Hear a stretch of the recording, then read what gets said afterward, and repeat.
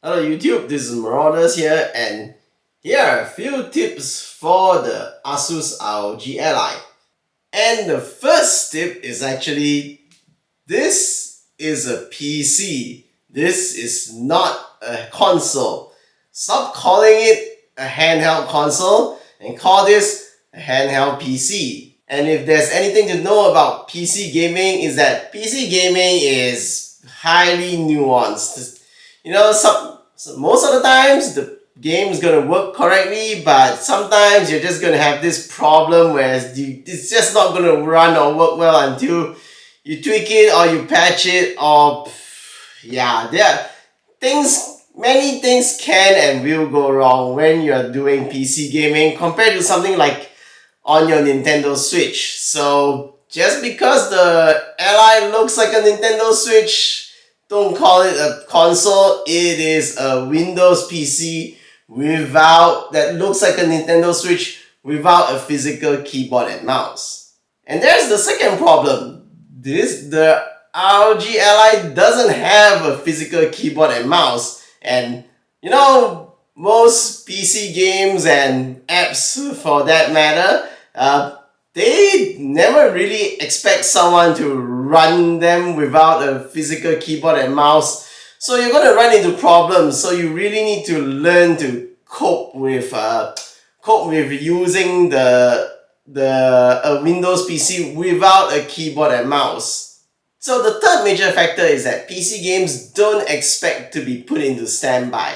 So don't think you can, just because it looks like a Switch doesn't mean you could just click and put the ROG Ally to standby, and when you're in the middle of a game and wake it up 10 minutes later or an hour later and you expect it to work perfectly all the time.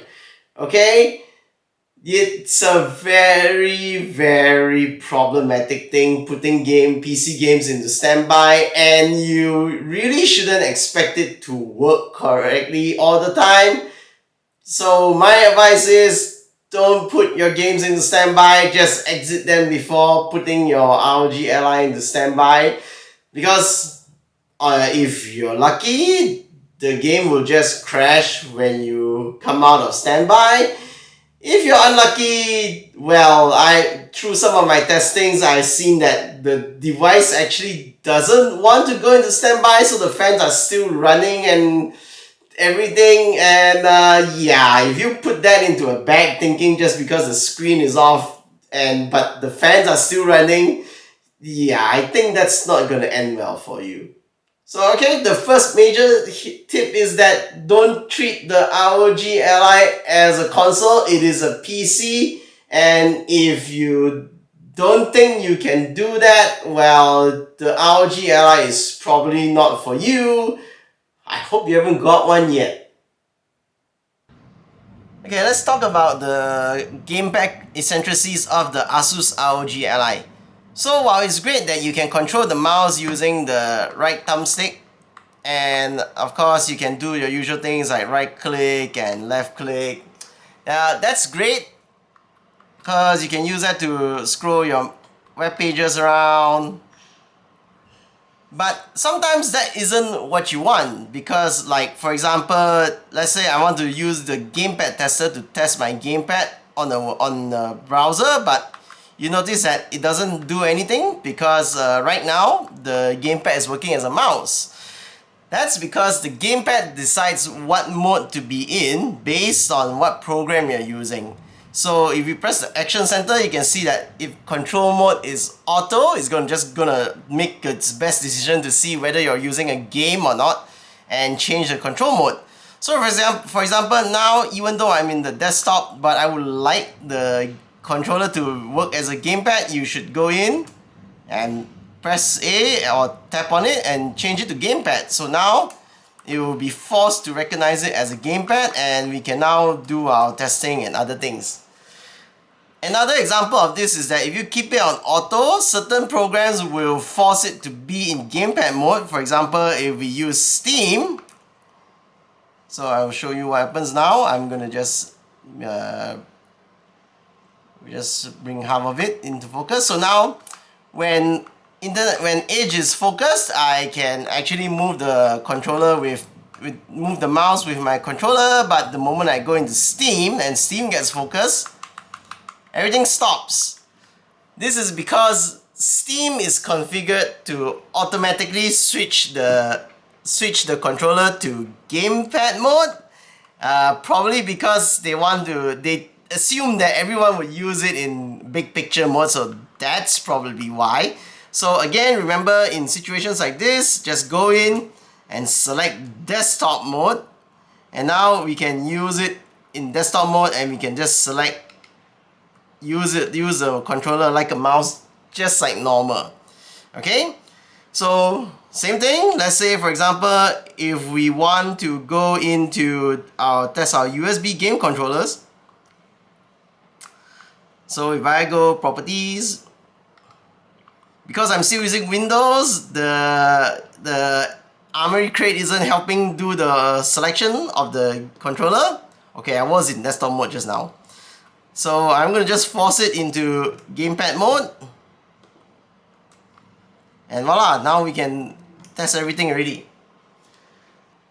So the main takeaway from this is that if for any reason you find that your controller either isn't working as a controller or isn't working as a mouse for you, then you should come into Command Center and switch the controller mode so that instead of using auto, you are actually using the mode that you specifically want.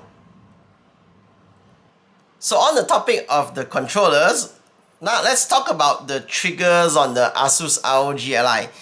So you might be wondering sometimes, if you're playing Forza or some other racing game, that you are not actually accelerating to the full speed possible.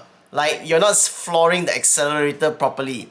That's because the triggers might take some extra effort to reach full extension.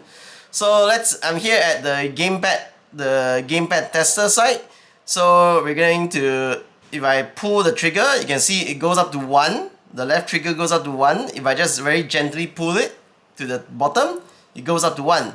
So when I pull the right trigger, you can see that it goes up to, it doesn't get fully up to 1, it gets to like 94 or 93. So you're just missing out that bottom 5%. But if I like really press it down, I can make it go to 1. Okay? So it's like the Hall sensors in there are just they're just a tiny bit inaccurate. There's just a little bit remaining on the range that's not being detected properly. So luckily we can tweak this. So what you have to do is you go into Armory Crate, go into settings, configure, gamepad mode, go into your triggers. So I'm just gonna for good measure, I'm going to set both the left and right triggers maximum to 95.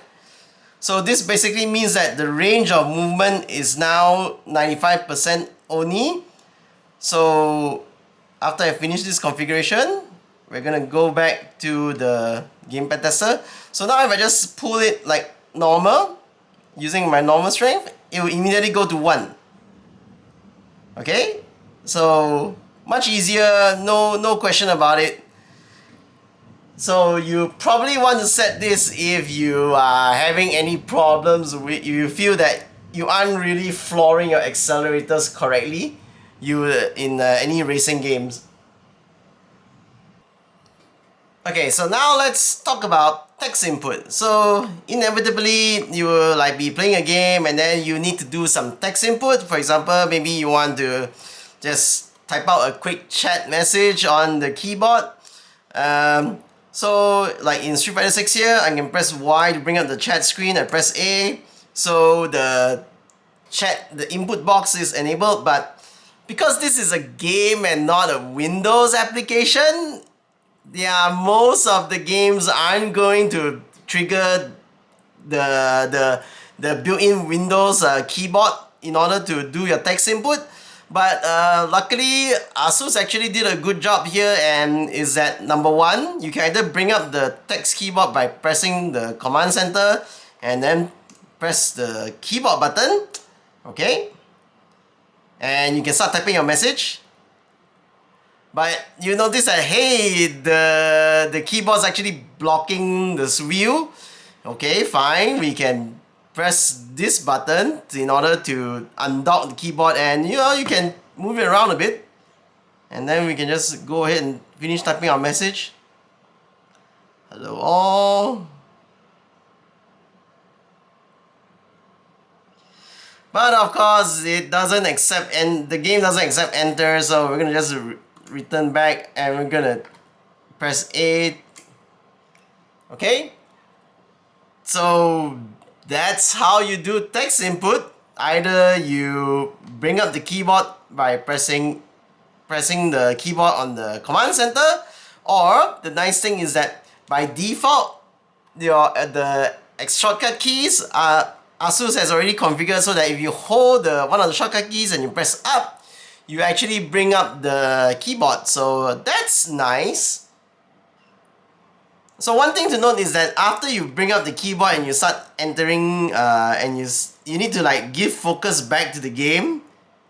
So you might want to like just tap into the area, in the text area, before you can actually have control over the game again. Just remember to just tap on the game screen outside of the keyboard so that the game gets focused and your keyboard commands go back into the game. But one thing I like to point out is that sometimes, even though with the keyboard, okay, there are situations where something funny actually happens to your keyboard entry. For example, we're back here in Harvest Moon, so okay, I'm supposed to enter my name here, so let me just do what I did just now, which is I'm going to just bring up the keyboard. So I'm going to just type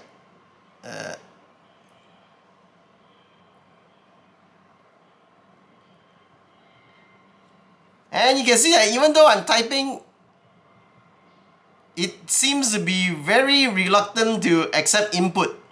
Just now that C came out, but other than that, it's not really working for some reason. Now, in situations like this, what you have to do is, again, this is just one of the little nitpicky things about running a PC without a keyboard.